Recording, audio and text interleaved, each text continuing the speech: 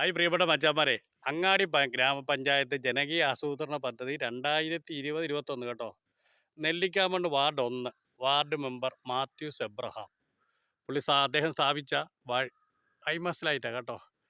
ഏതാണ്ട് കുറച്ച് നാളൊക്കെ കത്തി. അതിനുശേഷം ഇപ്പം വിധിയുടെ ബലിമൃഗമായത് കേട്ടോ. ഇത് ഏഴുവലി എന്ന് പറഞ്ഞ സ്ഥലത്താണ് കേട്ടോ. വിധിയുടെ മൃഗം. ഇവിടുത്തെ നാട്ടുകാർ 100 കണക്കിന് പേര് ഇവിടെ താമസിക്കുന്നവരാണ്. അവരിരുട്ടാണ്, കൂരിരുട്ടാണ്. ഇവിടെ വന്യമൃഗങ്ങളുടെയൊക്കെ ശല്യമുള്ള നാടൂടാണ് കേട്ടോ. അവർ തൊട്ടടുത്തൂടെ പോയാൽ പോലും അറിയത്തില്ല. അവരെ വഴികളൊക്കെ നമുക്കിവിടെ സ്ഥാപിച്ചിട്ടുണ്ട്, പക്ഷേ എല്ലാം പേരിനാണല്ലോ വെക്കുന്നത്. 2021 വെച്ച് എത്ര നാൾ കത്തി?